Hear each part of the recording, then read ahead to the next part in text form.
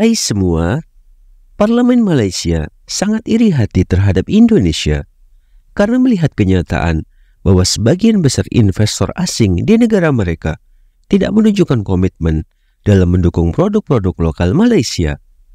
Bahkan, banyak perusahaan asing tersebut lebih memilih membeli bahan baku atau produk langsung dari negara asalnya yang dianggap lebih murah. Sementara Indonesia menerapkan kebijakan yang mewajibkan investor asing membeli minimal 70% produk lokal.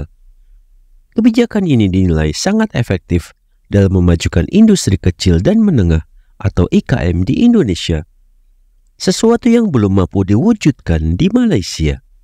Bagaimana kisah selanjutnya? Simak video ini hingga akhir. Namun sebelum melanjutkan, jangan lupa untuk subscribe terlebih dahulu channel ini agar tak ketinggalan info menarik lainnya.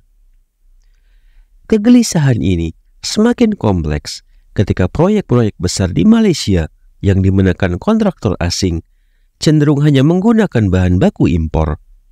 Akibatnya, perusahaan-perusahaan IKM lokal kesulitan mendapatkan peluang untuk turut berpartisipasi dalam proyek-proyek tersebut. Dampaknya terasa sangat nyata, di mana banyak perusahaan kecil dan menengah yang tertekan dan terancam gulung tikar. Berbeda dengan kebijakan di Indonesia, di bawah arahan Presiden Prabowo Subianto, Indonesia justru berhasil memaksa investor asing untuk mendukung perekonomian lokal.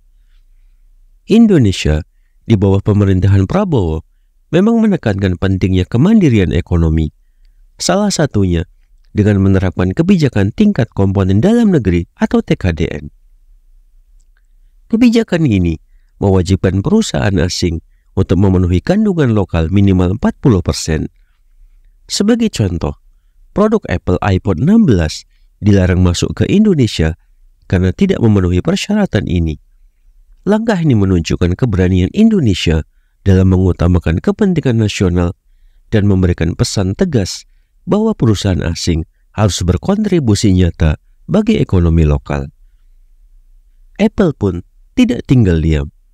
Mereka telah mengajukan rencana investasi tambahan sebesar 10 juta US dollar untuk membangun pabrik di Bandung, yang nantinya akan digunakan untuk memproduksi aksesoris dan komponen gadget. Meskipun investasi ini cukup besar, ternyata masih belum memenuhi komitmen investasi mereka di Indonesia sebesar 240 miliar. Sementara di Vietnam, Apple justru menggelontorkan investasi besar hingga 56 triliun rupiah.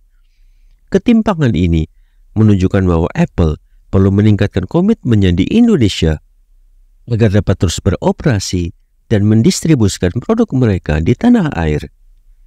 Selain kebijakan TKDN, Indonesia juga gencar mendorong program hilirisasi sumber daya alam sebagai langkah untuk mencapai kemandirian ekonomi. Hilirisasi ini diharapkan tidak hanya meningkatkan nilai tambah produk, tapi juga membuka peluang lapangan kerja bagi masyarakat Indonesia. Hal ini berbeda dengan kebijakan ekspor bahan mentah yang hanya memberikan keuntungan sementara. Indonesia juga sukses menarik investasi besar dari Tiongkok senilai 10,7 miliar US dollar untuk pengembangan sektor ketahanan pangan, energi, hingga teknologi yang akan membantu memperkuat ekonomi nasional. Dalam kunjungannya ke Tiongkok, Presiden Prabowo menandatangani sejumlah kesepakatan penting, termasuk kerjasama di bidang mineral hijau, perikanan berkelanjutan, hingga program pemberian makanan bergizi gratis bagi anak-anak Indonesia. Dukungan dari Tiongkok ini menjadi langkah penting untuk mencapai target Indonesia sebagai negara maju dan sejahtera. Pemerintah Indonesia tidak hanya mengandalkan investasi asing, tetapi juga memastikan bahwa investasi tersebut sejalan dengan prioritas nasional, terutama dalam meningkatkan kesejahteraan masyarakat. Indonesia kini menjadi contoh yang kuat bagi negara lain, termasuk Malaysia, tentang bagaimana kemandirian ekonomi dapat tercapai melalui kebijakan yang tepat dan keberanian dalam mengambil sikap.